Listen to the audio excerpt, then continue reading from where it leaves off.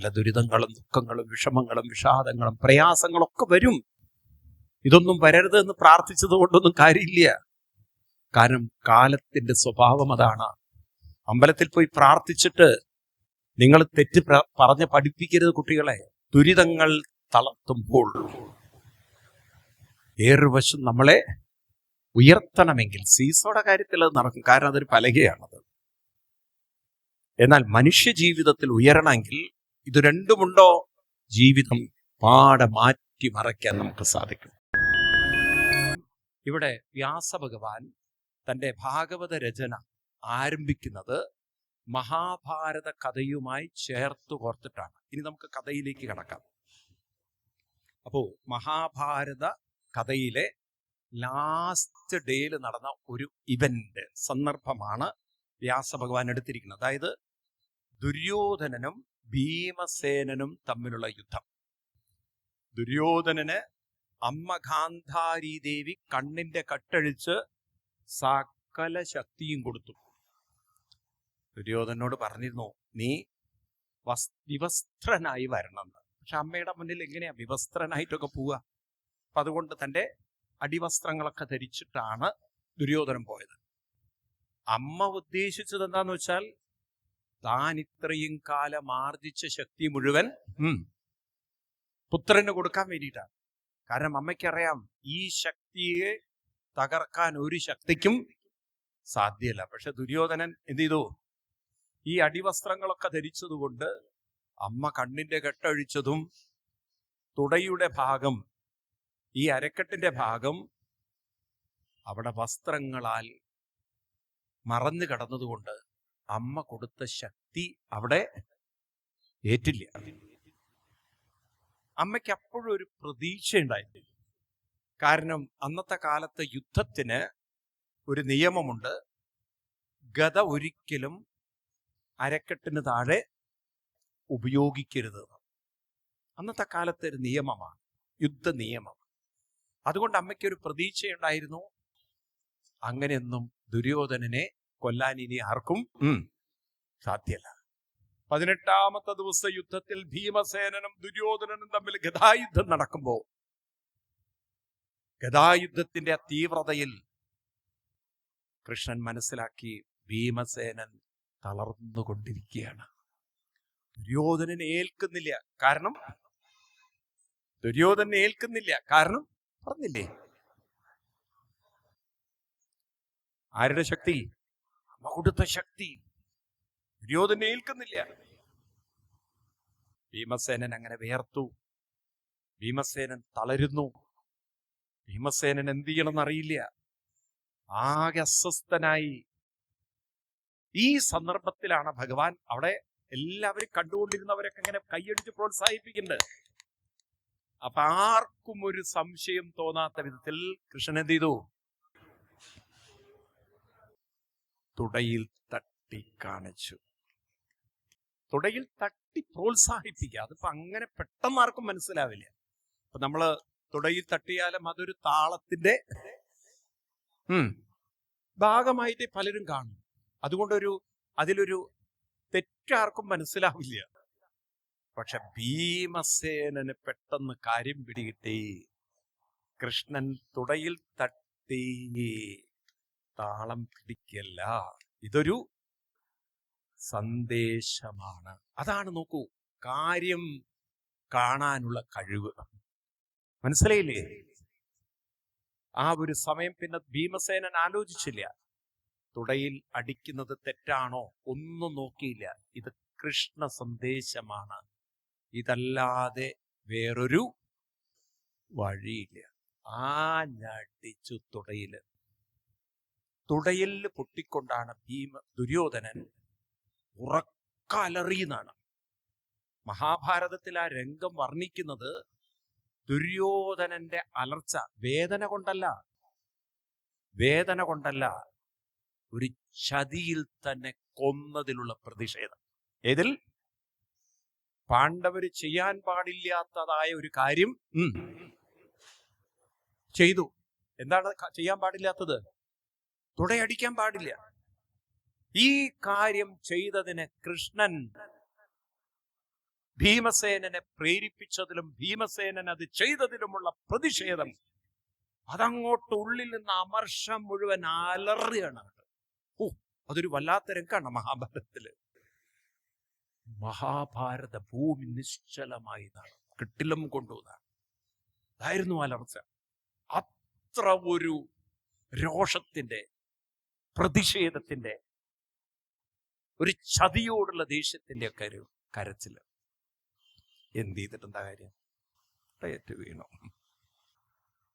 ഈ രംഗം ശരിക്കും മനസ്സിലായതുകൊണ്ടാണ് ഗാന്ധാരി കൃഷ്ണനെ ശപിച്ചതും. കാരണം താൻ കൊടുത്ത ശക്തി, ആ ശക്തിയെ മനസ്സിലാക്കിയിട്ട് ഭീമസേൻ ദുര്യോധനെ വീഴ്ത്താൻ സാധ്യമല്ലെന്ന് മനസ്സിലാക്കി ശതിപ്രയോഗത്തിൽ നീ ദുര്യോധനനെ വീഴ്ത്തിയില്ലേ കൃഷ്ണ. അതാണ് പിന്നീട് കൃഷ്ണനെ ശപിക്കാൻ ഗാന്ധാരിയെ പ്രേരിപ്പിച്ചത്. ഏതായാലും ഇതൊക്കെ കഴിഞ്ഞ് ആ ദുര്യോധനന്റെ കരച്ചിൽ ഉള്ളിത്തട്ടി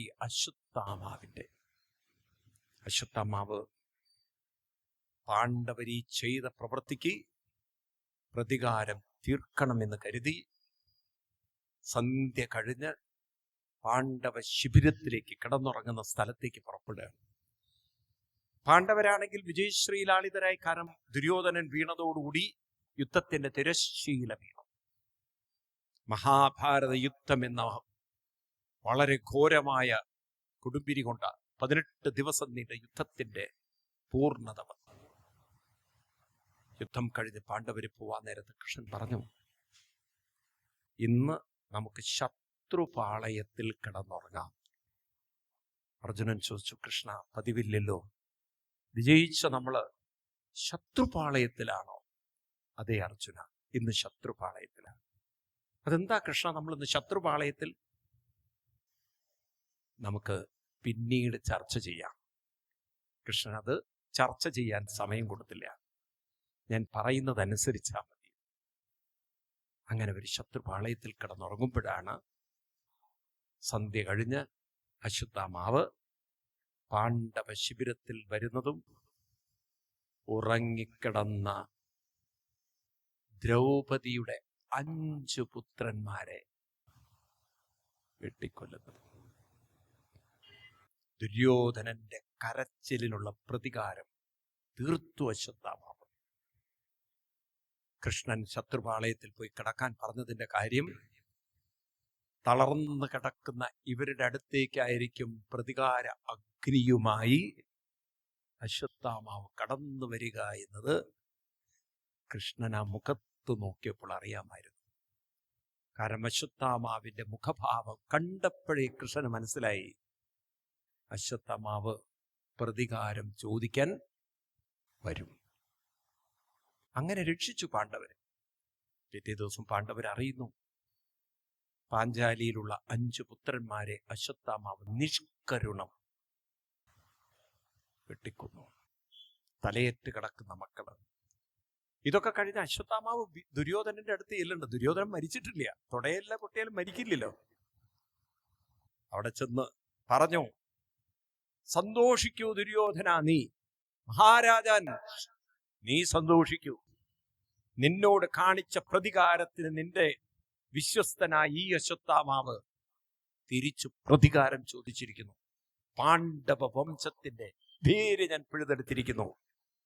അവർക്ക് വംശ പരമ്പരയില്ലാതാക്കിയിരിക്കുന്നു. നീ സന്തോഷിക്കൂ ദുര്യോധന. വായിക്കേണ്ട ഒരു വല്ലാത്തൊരു വികാരഭാവങ്ങളാണ് ഇതൊക്കെ. സാധാരണ നമ്മളെന്താ വിചാരിക്കുക? പാണ്ഡവരോട് ഈ കാണിച്ചിരിക്കുന്ന പ്രതികാരത്തിന് ദുര്യോധനൻ, തന്നോട് കാണിച്ച ഈ ക്രൂരതയ്ക്ക് അശ്വത്ഥാമാവ് പ്രതികാരം ചോദിച്ചതിന് ദുര്യോധനൻ സന്തോഷിക്കണമെന്നല്ലേ? സന്തോഷിക്കല്ല ചെയ്തത്.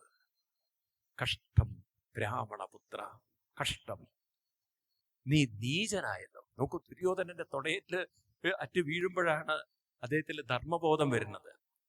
നീ ഇത്ര നീചനായി പോയല്ലോ. ഉറങ്ങിക്കിടക്കുന്നവരെ കൊല്ലുന്ന നീചപ്രവൃത്തി നീ ചെയ്തു എന്നോ?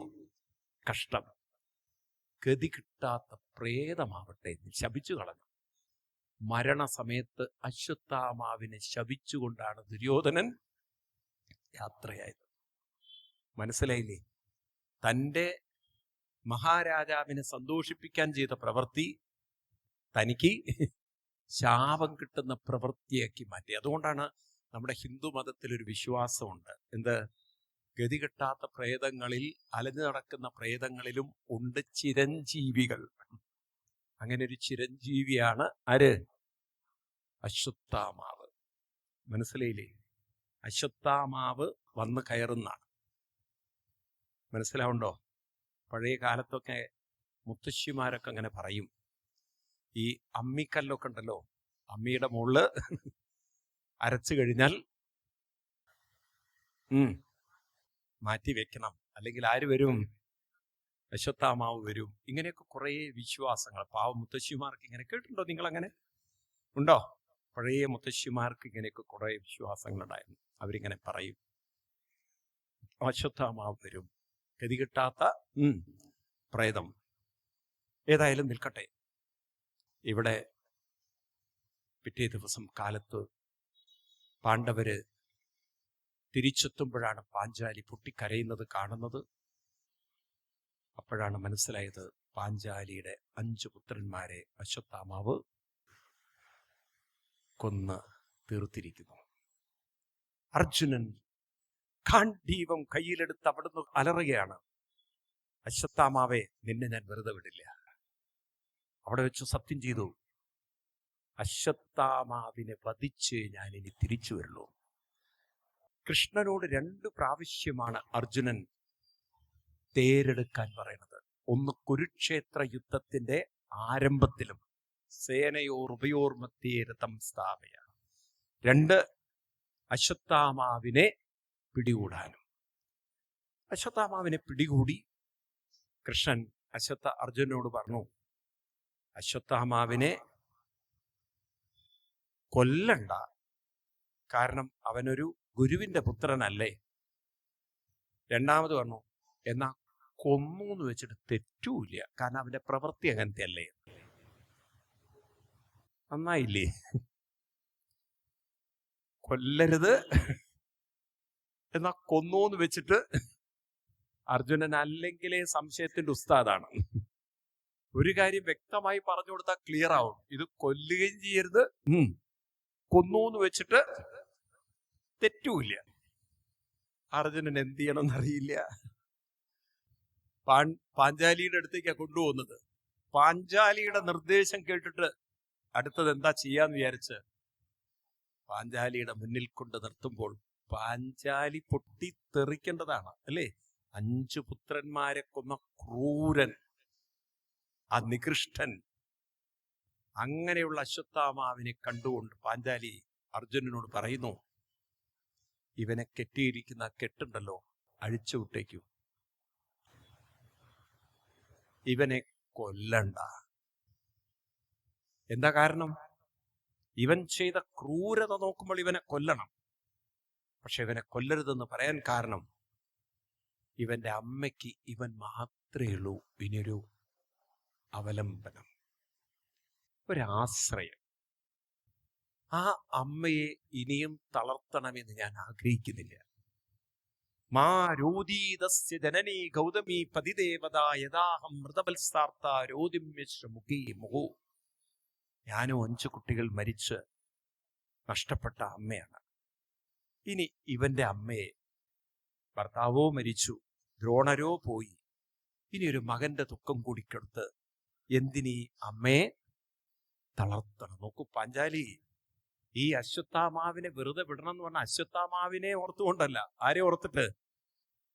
ആരെ ഓർത്തുകൊണ്ട്? അമ്മയെ ഓർത്തുകൊണ്ട്. മനസ്സിലായില്ലേ? ആ പാഞ്ചാലിയുടെ മനസ്സ് പറയുന്നു വെറുതെ വിടാൻ. അർജുനൻ എന്ത് ചെയ്യണമെന്ന് അറിയില്ല. വിടണോ? കൃഷ്ണൻ പറഞ്ഞു കൊന്നു എന്ന് വെച്ചിട്ട് തെറ്റില്ല, കൊല്ലാതിരിക്കുകയാണ് നല്ലത്.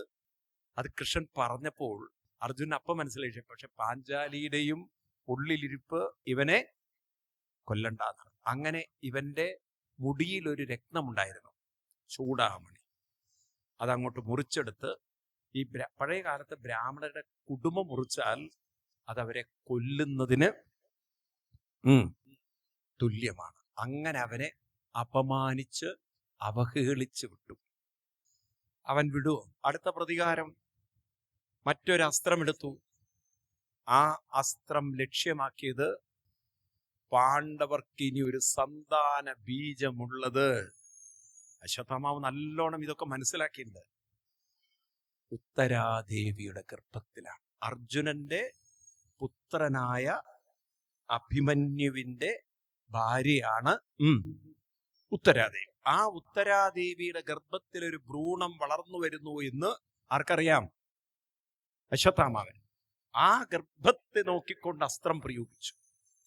തന്റെ മുന്നിലേക്ക് കത്തിജ്വലിച്ചുകൊണ്ട് വരുന്ന അസ്ത്ര തേജസ് കണ്ട് ഉത്തരാദേവി, കൃഷ്ണൻ ഉണ്ടായിരുന്നു അടുത്ത്, ഓടിച്ചെന്ന് കാൽക്കൽ വീണ് അപേക്ഷിക്കുന്ന വരികളൊക്കെ ഭാഗവത്തിലുണ്ട്. 7-ാമത്തെ അധ്യായത്തിൽ പാഹി പാഹി മഹായോഗിൻ ദേവദേവതകൽപദേ നാന്യം ത്വദഭയം പശ്യേ എത്ര മൃത്യു പരസ്പരം അഭിദ്രവതി മാമീശ ശരത്തപ്തായ സോവിഭോ കാമം ദഹതുമം നാദ മാമേ ഗർഭോ നിപത്യതം.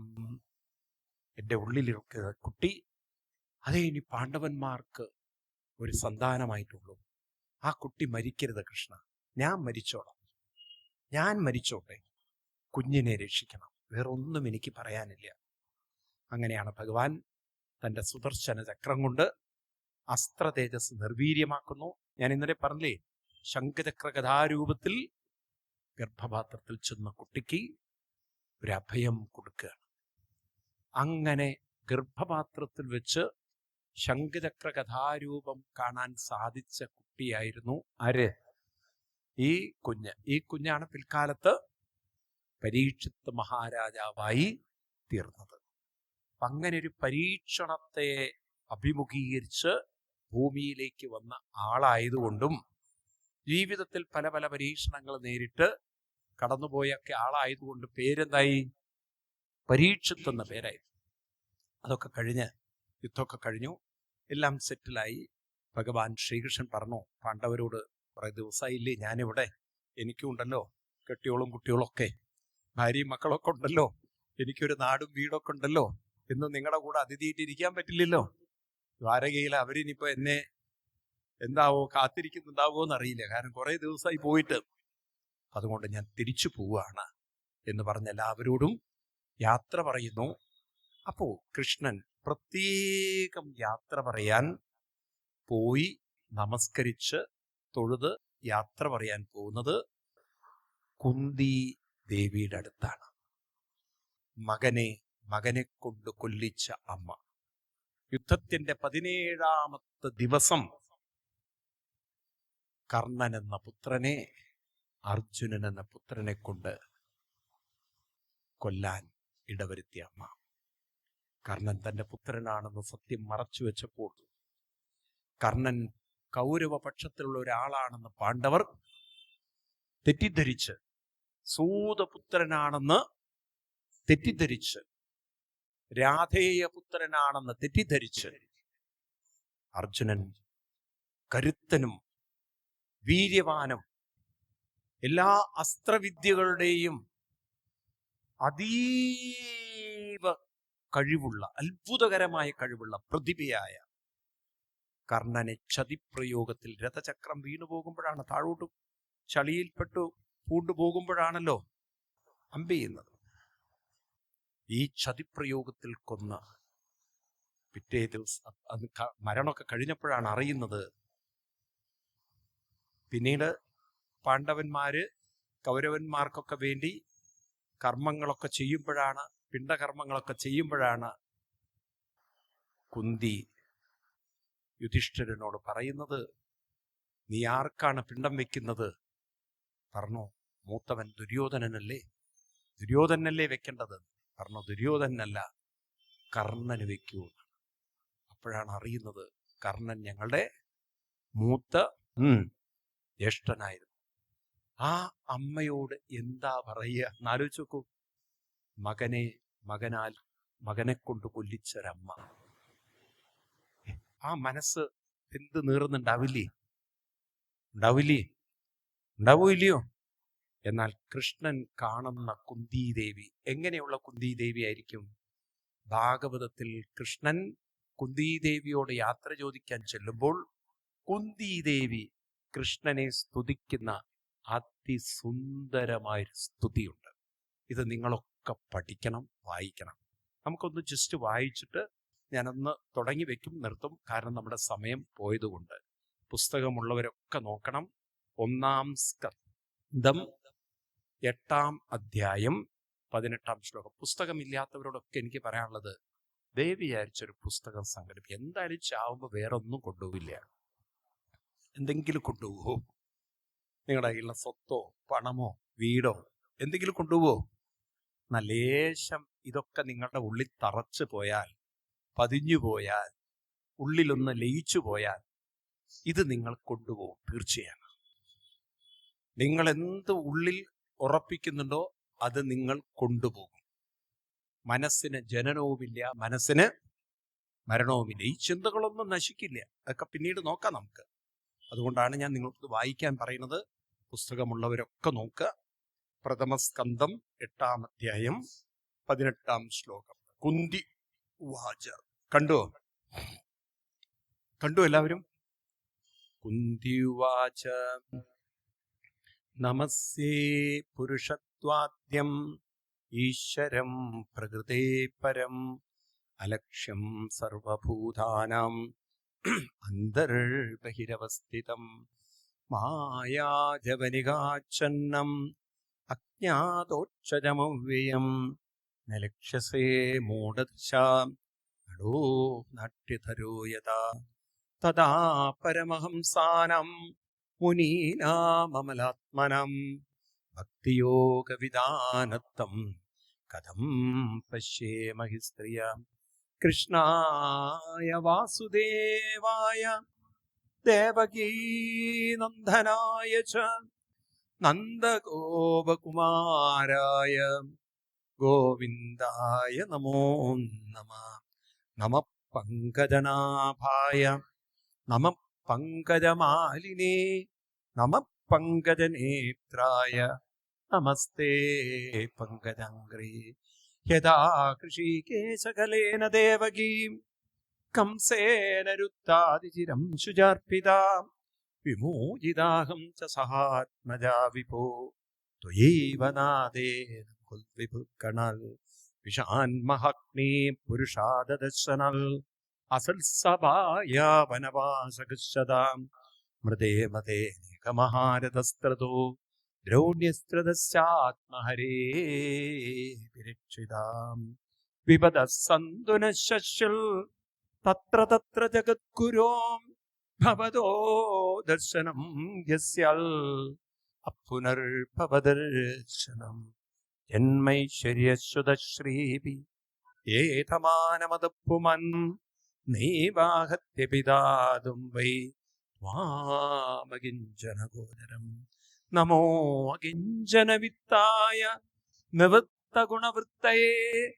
ആത്മാരാമായ ശാന്തായ കൈവല്യപതയേ നമഃ.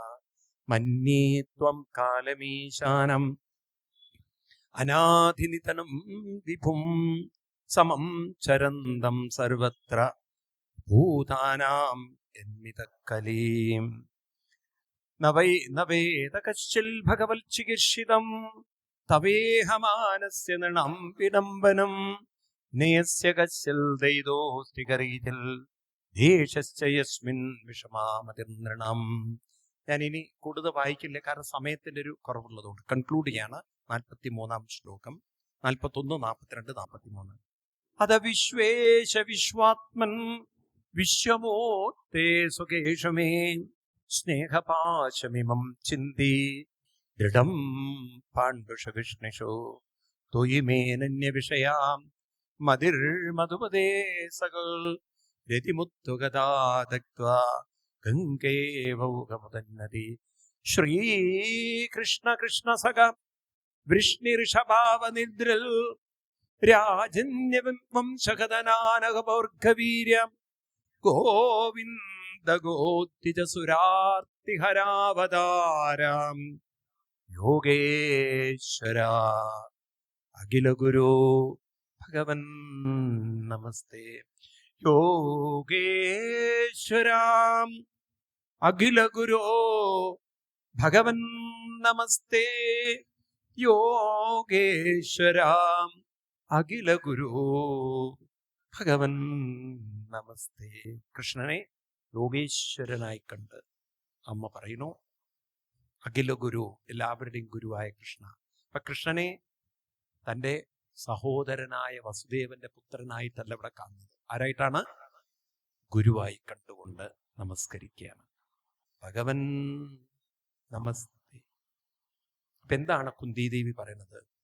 കുന്തിദേവിയുടെ വരികള് പഠിക്കുമ്പോൾ നിങ്ങൾക്ക് മനസ്സിലാവും. കുന്തിദേവി പറയുന്നു, എന്തോ ഗുരുത്വം കൊണ്ട്, ഗുരുത്വം എന്ന് പറഞ്ഞാൽ സത്സംഗങ്ങളിലൂടെ എൻ്റെ ഉള്ളിലുള്ള നേരത്തെ പറഞ്ഞ 3 കാര്യങ്ങൾ കിട്ടി. ഏതൊക്കെയാണ്? ഉൾക്കണ്ണ്, ആത്മശക്തി, ആത്മബോധം. ഇതൊക്കെ ഒന്ന് ഉണർന്നതുകൊണ്ട് കൃഷ്ണ ജീവിതത്തിൻ്റെ ഒരു വിപത്തുക്കളും എന്നെ തളർത്തുന്നില്ല. വിപതസന്തുന ശശ്വത, അണ്ടർലൈൻ ചെയ്യണം ആ ശ്ലോകം. വിപതസന്തുന ശശ്വത തത്ര തത്ര ജഗദ്ഗുരോം ഭവതോ ദർശനം യസ്യൽ അപ്പുനൽ ഭവദർശനം. വിപത്തുക്കൾ എന്നെ കൃഷ്ണ വേട്ടയാടുന്നുണ്ട്. ഒരു വിപത്തിന്റെ പുറമെ മറ്റൊരു വിപത്ത്. വിപതസന്തു ശശ്വത, ശശ്വതമായ വിപത്തുക്കൾ വന്നുകൊണ്ടിരിക്കുന്നു. ഒരു വിപത്തിന്റെ പുറകിൽ മറ്റൊരു വിപത്ത്. പക്ഷേ ജഗദ്ഗുരോ ഭവതോ ദർശനം, അങ്ങ് കാണിച്ചു തന്ന ജീവിത ദർശനം. അപ്പൊ കൃഷ്ണനെ വെറുതെ തൊഴുതു പോവല്ല, കൃഷ്ണനിലൂടെ ഒരു ജീവിത ദർശനം മനസ്സിലാക്കിയ കുന്തിദേവി പറയണോ, എനിക്ക് ഒരു വിപത്തും കാണാൻ പറ്റുന്നില്ല. ഞാൻ വിപത്തുക്കളിലൊന്നും ശ്രദ്ധ വയ്ക്കുന്നില്ല. മനസ്സെന്തൊക്കെയോ ചിന്തിച്ചാലും അതൊന്നും എന്നെ അലട്ടുന്നില്ല. കാരണം എൻ്റെ മനസ്സ് അതിൽ നിന്നൊക്കെ മാറി എവിടെയാ ഉറച്ചിരിക്കുന്നത്? കൃഷ്ണായ വാസുദേവായ ദേവകീ നന്ദനായ ച നന്ദഗോപകുമാരായ ഗോവിന്ദായ നമോ നമഃ. നമഃ പങ്കജനാഭായ നമഃ പങ്കജമാലിനേ നമഃ പങ്കജനേത്രായ നമസ്തേ പങ്കജാംഗേ. എൻ്റെ മനസ്സിപ്പോൾ നാമജപത്തിൽ അങ്ങനെ മുഴുകി ഒഴുകി അലിഞ്ഞ് ലയിച്ച് രസിച്ച് പോവുകയാണ്. അതുകൊണ്ട് വിപത്തുക്കളൊന്നും എന്നെ വേട്ടയാടുന്നില്ല. വിപത്ത് ഒന്നിന്റെ പുറകിൽ ഒന്ന് വരുന്നുണ്ട്. അപ്പൊ നോക്കൂ, നിങ്ങൾ ഇത് ശ്രദ്ധിക്കാനാണ്. ഒരു വശത്ത് വിപത്തുക്കൾ മനസ്സിനെ നിരന്തരം അസ്വസ്ഥപ്പെടുത്തുന്നു. കുറ്റബോധം ഉണ്ടാവില്ലേ? ഉണ്ടാവൂ. മകൻ മരിച്ച ദുഃഖം ഉണ്ടാവില്ലേ? ഉണ്ടാവൂ. ഒരു വലിയ സത്യം മറച്ചു വെച്ചതിലുള്ള വേദനകളൊക്കെ ഉണ്ടാവില്ലേ? ഇതൊന്നും എന്നെ വേട്ടയാടുന്നില്ല. അപ്പൊ ഒരു വശത്ത് മനസ്സ് വലിയൊരു സംഘർഷങ്ങളിലൂടെ കടന്നു പോകുമ്പോഴും ആത്മബലം കൊണ്ട് അതിൽ നിന്ന് മാറി ആത്മബോധം കൊണ്ട് ഭഗവാന്റെ നാമജപത്തിൽ കൃഷ്ണായ വാസുദേവായ ദേവകീ നന്ദനായ ച നന്ദഗോപകുമാരായ ഗോവിന്ദായ. ആ നാമത്തിൽ മുഴുകാൻ, നാമത്തിൽ ലയിക്കാൻ, നാമത്തിൽ ഉറപ്പിക്കാൻ സാധിക്കുന്ന ഒരു കഴിവ് ബോധത്തിലുണ്ടെങ്കിൽ ഈ കഴിവ് നമുക്ക് വേണോ? പറയൂ പറയൂ. അപ്പൊ ചിലവര് വിധി എന്ന് പറയുന്നത് എന്തുകൊണ്ടാണ്? ആത്മബോധം, ആത്മശക്തി ഇതൊന്നും വികസിപ്പിക്കാത്തത് കൊണ്ട് വരുന്ന ദുരിതങ്ങളിൽ നിന്നും മനസ്സിനെ മാറ്റിയെടുക്കാൻ അവർക്ക് പറയൂ സാധിക്കുന്നില്ല. കുന്തിക്കുമുണ്ട് വിഷമങ്ങൾ, കുന്തിക്കുമുണ്ട് വിഷാദം, കുന്തിക്കുമുണ്ട് ഓരോ ദുരിതങ്ങളും ദുരന്തങ്ങളും. പക്ഷേ കുന്തി അതിൽ നിന്നൊക്കെ മനസ്സിനെ മാറ്റിയെടുക്കാനുള്ള ആത്മശക്തി നേടിയതുകൊണ്ട്, ആത്മബോധം നേടിയതുകൊണ്ട് ദുരിതത്തിലല്ല മനസ്സ് നിൽക്കുന്നത്, കൃഷ്ണായ വാസുദേവായ ദേവകീ നന്ദനായ ച നന്ദഗോപകുമാരായ ഗോവിന്ദായ നമോ. ആലോചിച്ച് നോക്കൂ നിങ്ങൾ, മനുഷ്യൻ ഇങ്ങനെ സാധിക്കും. അപ്പൊ ദുരിതങ്ങളും ദുഃഖങ്ങളും വിധിയൊന്നുമല്ല ജീവിതം. ഇതിനെയൊക്കെ മറികടന്ന് നാമജപത്തിൽ മുഴുകിച്ചേരാനുള്ള ആത്മബലവും ആത്മശക്തിയും ആത്മബോധവും ഉള്ളിലുണ്ട്. ഇതൊന്ന് തട്ടി ഉണർന്നു. അതുകൊണ്ടാണ് കൃഷ്ണനോട് പറഞ്ഞത്, ഹേ ജഗദ്ഗുരു, ഇതെല്ലാം അവിടുത്തെ ഒരു അനുഗ്രഹമാണ്. അങ്ങയിൽ നിന്ന് കിട്ടിയ അറിവ് കൊണ്ടാണ് എനിക്കിത് സാധിച്ചത്. അതാണ് അവസാനം പറയുന്നത്. ശ്രീകൃഷ്ണ വൃഷ്ണിസകർഷഭാവനിദ്രിൽ രാജന്യവംശദഹനാനവൃക്കവീര്യ ഗോവിന്ദ ഗോത്രിജ സുരാർത്തിഹരാവതാര യോഗേശ്വരാഖില ഗുരു ഭഗവൻ നമസ്തേ. യോഗേശ്വര അഖില ഗുരു ഭഗവൻ നമസ്തേ. എന്തൊരു ഗംഭീരമാണ് നോക്കൂ. ഇതാണ് ഭാഗവതം നമുക്ക് കാണിച്ചു തരുന്ന കുന്തിദേവി. മനസ്സിലാവുണ്ടോ നിങ്ങൾക്ക്? അപ്പൊ വ്യാസഭഗവാൻ നമ്മളെ എങ്ങോട്ടാ കൊണ്ടുപോകുന്നത്?